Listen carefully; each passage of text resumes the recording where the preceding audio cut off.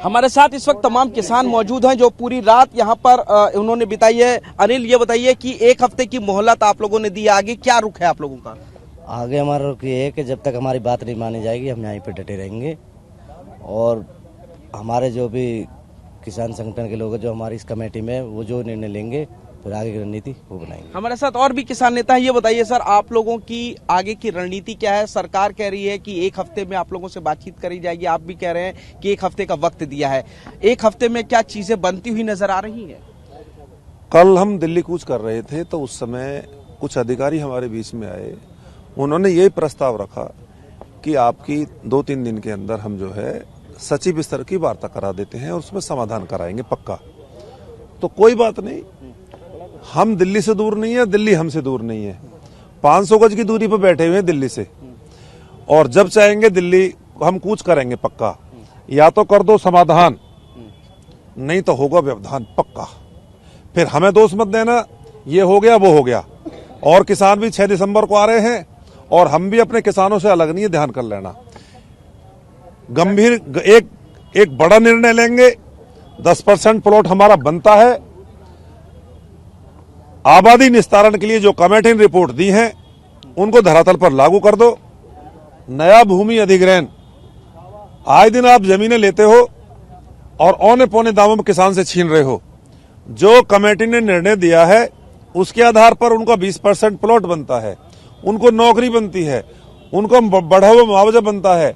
10-10 साल हो गए हैं इस जिले में, 10 साल से अभी तक कोई भी पैसा जमीन का मुआवजे का बढ़ाया नहीं है। औने पौने दावों में लूट रहे हैं, मनमाने राग हो रहा है। देखते हैं कैसे लूट। अब आर पार की लड़ाई होगी पूरी तरह से, आर पार की लड़ाई। देखिए, पूरी जो महिला ब्रिगेड है, बुजुर्ग महिलाएं भी यहाँ पर पूरी रात यहीं पर उन्होंने काटी है सर्द आसमान के नीचे। उनसे भी बातचीत करते हैं। ये बताइए, आप लोगों की क्या मांग है? कब तक यहाँ प्रदर्शन करेंगे? हमारी मांग है कोई लंबी चौड़ी नहीं है, हमारी छोटी सी मांग है। हमारा 10% दे दो और नया कानून लागू कर दो, और जी हमारा 64% दे दो। हमारे बच्चों को रोजगार दे दो। हमारी जमीन छीन ली, हम भिखारी बना दिए, हम रोड पे ला दिए। हम किसी हालत में भी इतना हमारा काम सब नहीं होएगा, मांगे पूरी नहीं होंगी। इतने हमारी घर वापसी नहीं है। घर वापसी नहीं है। अम्मा, आर पार की लड़ाई के मूड में? आर पार की लड़ाई पाए बेटा, अगर आर पार की लड़ाई पे ना आते ना तो यहाँ रात भर जड़ाई मरे। पेशाब था भी परेशान, लैटरिन था भी परेशान। हमने फिर भी ना सोची कि हम यहाँ हमारे बंद लगेगा या क्या होएगा। कड़ाके की ठंड में किसान अपनी मांगों को लेकर इस वक्त धरना प्रदर्शन कर रहे हैं। खुले आसमान के नीचे सर्द रात में जमीन पर सोने को मजबूर हो गए हैं किसान। जब सोमवार को वो लोग दिल्ली कूच करके संसद की तरफ जा रहे थे तो पुलिस ने नोएडा में उनको रोक दिया। 7 दिन का वक्त किसानों ने प्रशासन को दिया है कि बातचीत करें और उनकी मांगों को मान ले। तब तक नोएडा के दलित प्रेरणा स्थल पर वो लोग यहाँ पर शांतिपूर्ण तरीके से विरोध प्रदर्शन करते रहेंगे। पहली रात, सोमवार की रात, इस तरीके से इन लोगों की काटी। खुले आसमान के नीचे जमीन पर गद्दा बिछाकर ये लोग सोए हैं और जो महिलाएं हैं वो भी यहाँ पर सोई हैं। आप देखेंगे कि किस तरीके से लोग जो है रात में सो रहे थे। अब सुबह सुबह ये लोग उठे हैं यहाँ पर, और इसके अलावा सुबह होने के बाद देखेंगे आप जो यहाँ पर इन लोगों के खाने और पीने का व्यवस्था की जा रही है। इस वक्त चाय बन रही है सुबह के वक्त ताकि ये लोग नाश्ता कर सकें। महिलाएं भी इस वक्त यहाँ पर रात में सोई हैं ताकि अपनी आवाज को वो सरकार तक पहुंचा सके, उनकी बातचीतों को। यहाँ पर आप देखेंगे जो महिला हैं, महिला इस तरफ यहाँ पर पूरी रात उन्होंने ठंड में इस तरीके से बिताई। आप बातचीत करते हैं महिलाओं से। माता जी, पूरी रात यही ठंड में आप लोग सोई हैं? नहीं सोए बेटा, रात भर पूरी रात रहे।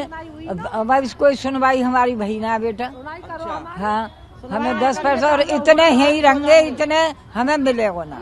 सरकार हमारी ना सुनेगी, इतने ही रहेंगे, उतने यही रहेंगे। हाँ, जब तक सरकार नहीं सुनेगी ना या हुक्का तो लेकर आ जा, हमारी सुनाई करो। हम तो छाती पे यही रहेंगे, यही आगेंगे, यही मुतेंगे। हमारे बालकन को रोजी रोटी ना कुछ भी। हमारे मुआवजे दो, 10% का दो।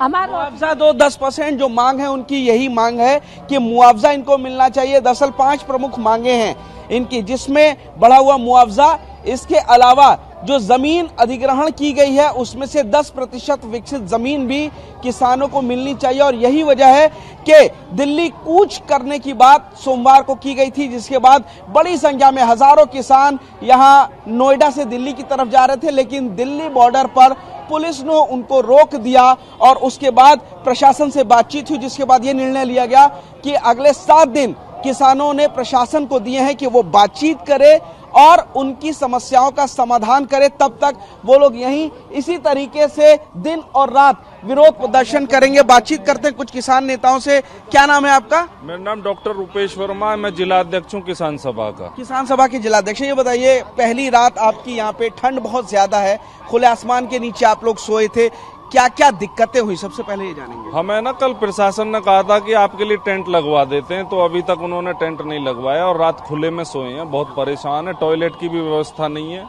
तो इसलिए शौच जाने में भी लोगों को दिक्कत बहुत ज्यादा हो रही है। 7 दिन का वक्त आप लोगों ने दिया है कि आपकी मांगे मानी जाए।